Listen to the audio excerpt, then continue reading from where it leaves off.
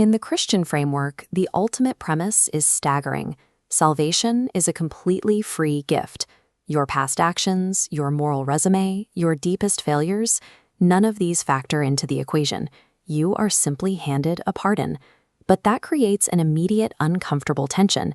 If your past, present, and future debts are entirely wiped clean, what is stopping you from taking that pardon and living as selfishly as you want? It is a genuine logical problem. If the eternal threat of hell is taken off the table, the standard, time-tested incentive to obey God's rules vanishes. This question exposes the specific framework we usually use to understand why people do good things in the first place. Most of us operate on a transactional logic that we can call religion. Within this system, the rule is simple. I obey the rules, therefore God accepts me. Under that system, moral obedience functions as a tax you pay to avoid divine punishment and guarantee a comfortable life. The author and pastor Timothy Keller observed that this transactional setup forces people to act like slaves. A slave works out of fear of the lash. They do the right thing, but only because they are terrified of the consequences.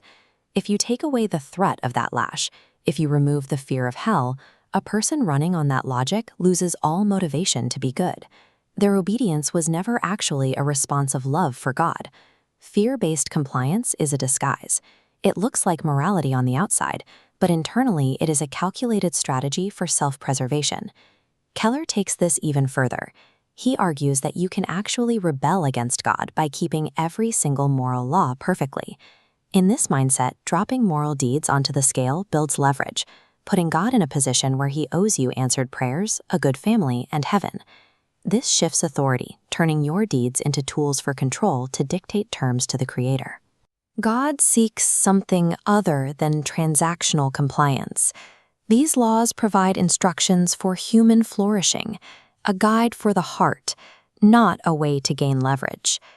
Theologian Dietrich Bonhoeffer famously articulated this distinction, warning against cheap grace, the assumption that a free gift requires no change in how we live. The reality is much sharper. The grace of salvation is completely free to the person receiving it, but it was infinitely costly to the one giving it. To clear that debt, Jesus had to act as a true elder brother.